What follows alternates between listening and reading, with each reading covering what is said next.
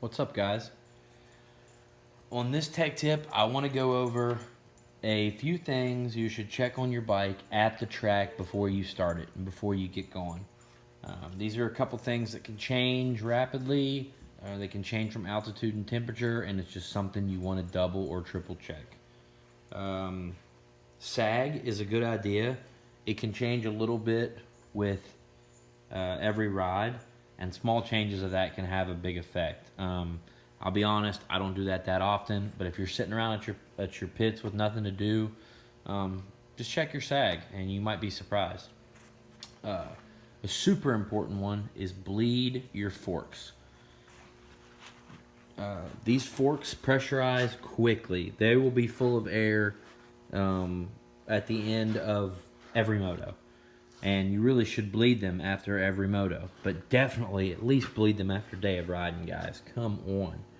And it's just a simple flathead screwdriver. Doesn't take 10 seconds. Do it. Next, tire pressure. This is probably the most important thing that blows my mind at the track when I see guys not even check their tire pressure.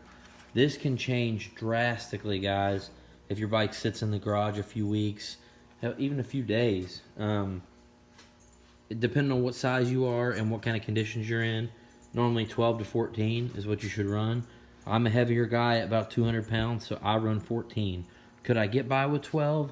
Yeah, I probably could, but I have a little more chance of getting a flat at 12 than I do at 14. The extra hookup is not as important to me as not getting a flat and having to swap bikes or tires or tubes at a racetrack. So I run 14.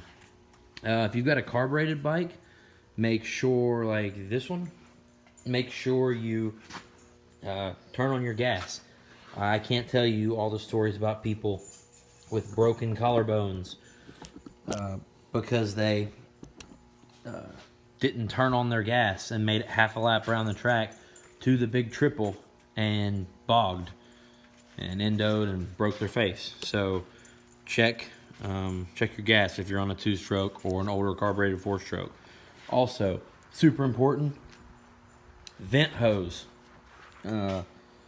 Make sure the vent hose is not pinched or twisted, especially on a carbureted bike, because you can get a vapor lock.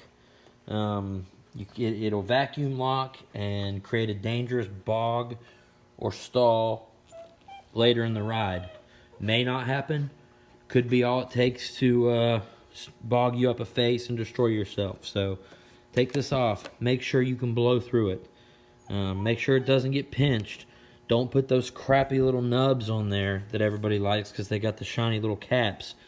Can't tell you how many times I've seen those vapor lock on guys' YZ250s. So just those are things you just want to check.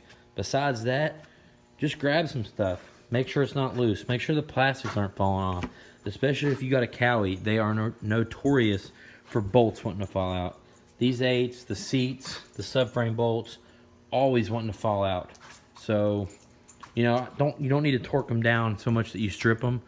But just check them. Just check them. And besides that, just hit your pedal and your front brake a couple times and make sure they work. And you should be good to go. Go ride. Don't hurt yourself. Thanks, guys.